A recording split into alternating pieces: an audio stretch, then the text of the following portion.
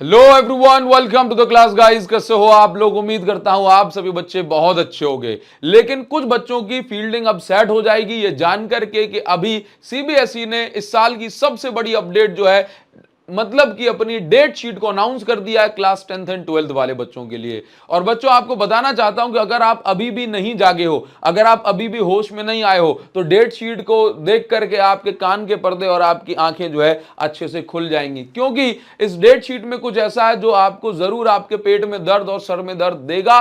क्योंकि आपको मैं बताना चाहता हूं कि भाई, अगर यही डेट शीट जो है रियल उसमें कन्वर्ट हो गई, तो समझ लीजिए कि आपकी फील्डिंग पूरी तरीके से सेट हो चुकी है। ऑल्दो ये जो डेट शीट है ये टेंटेटिव डेट शीट है, यानी कि ये डेट शीट के मिलते जुलते डेट शीट आ सकती है और सेम डेट शीट भी आपको जो है मिल जाएगी। लेकिन मैं आपको अभी डेट शीट कैसी है सर, ये फेक तो नहीं है, तो मैं पहले आपको ले चलता हूं सीबीएसई की ऑफिशियल वेबसाइट पर। तो सीबीएसई की ऑफिशियल वेबसाइट से हम ये नोटिस जो है ये डाउनलोड करेंगे। तो मैं सबसे पहले सीबीएसई की मेन वेबसाइट पर पहुंच जाता हूं और इसमें आप देखेंगे सबसे पहले नंबर पे tentative date sheet for board exam, और मैं इसको कर लेता हूं डाउनलोड। और मैं आपको बच्चों बताना चाहता हूं कि आपकी सेम डेट शीट ये ही हो सकती है। ऑल्दो ये टेंटेटिव है, मतलब इससे मिलते ये भी हो सकती है, इसमें कुछ थोड़ा बहुत चेंज भी हो सकता है। लेकिन बच्चों, आपको जो है यहां पर देखना, अगर यही date sheet as it is आ गई तो बच्चों आप लोगों की जो है मैं कहूंगा कि भाई फिजिक्स में तो कम से कम फील्डिंग सेट हो गई। देखो 24/9/2025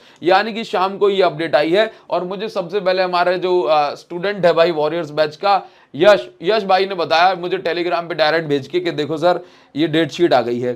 तो भाई यश को भी थैंक यू बोलूंगा मैं।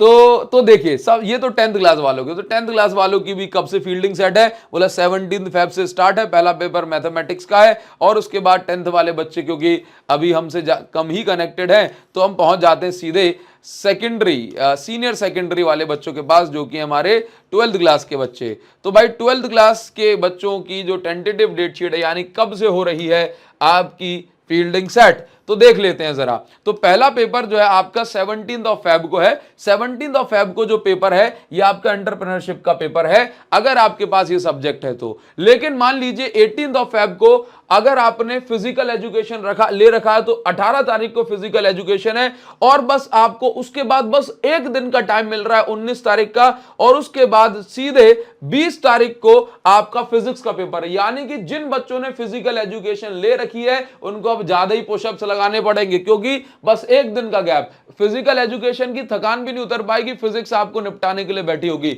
और आप लोग जानते हो कि फिजिक्स का पेपर कितना धुआं धुआं कर देता है, तो आपको तैयारी में ढंग से जुट जाना चाहिए। अगर यही हो गया तो मैं तो कहूंगा भाई थोड़ा सा सीबीएसई को सोचना तो चाहिए कि बच्चों को टाइम तो दे।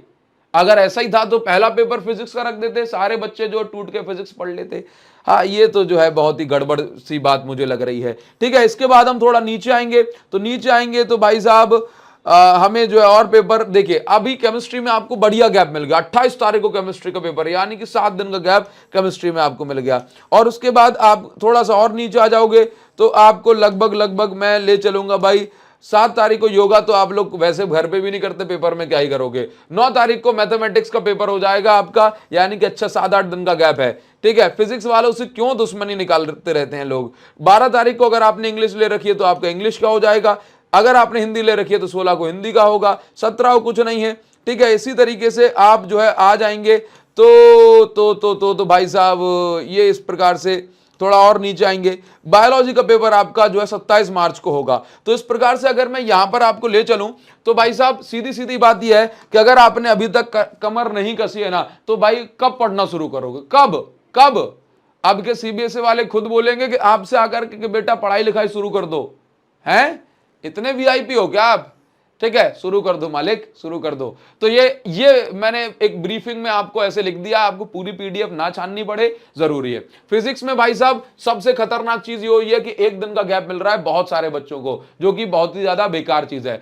अब आपको क्या करना, और फिजिक्स का पेपर तो आएगा ही बहुत खतरनाक सा, क्या करें तो ढंग से खूब जमा जमा करके क्वेश्चन प्रैक्टिस करो, जितने ज्यादा हो सकते हैं प्रैक्टिस करो क्वेश्चंस की, जितनी बढ़िया प्रैक्टिस उतना कम प्रेशर होगा पेपर में, ठीक है। और प्रैक्टिस के लिए आप लोग सभी बच्चे जानते हैं कि हमारी जो बुक है एक्सीलेंस 95+, इससे बढ़िया बच्चों आपके लिए कुछ नहीं हो सकता। एक्सीलेंस 95+ के अंदर हमने 1200 से ज्यादा क्वेश्चन रखे हैं, चैप्टर वाइज पूरी बुक है। एमसीक्यू बहुत ज्यादा परेशान करते हैं बच्चों को, भर भर के असर्शन रीजन, भर भर के अच्छी खासी केस स्टडी और न्यूमेरिकल पीवाईक्यूज वगैरह सब कुछ इसके अंदर है। अगर आप इसको अच्छे से प्रैक्टिस कर रहे हो ना बच्चों चैप्टर वाइज, तो समझ लीजिए कि आपका फिजिक्स का पेपर भले एक दिन का गैप क्यों ना हो आपको परेशान नहीं करेगा, है ना। अभी बच्चों अमेजॉन पर ग्रेट इंडियन फेस्टिवल सेल चल रही है, स्पेशल डिस्काउंट भी आपको इस बुक पे मिल रहा है। तो मैं इस वीडियो के डिस्क्रिप्शन में और कमेंट सेक्शन में आपको लिंक दे रहा हूं,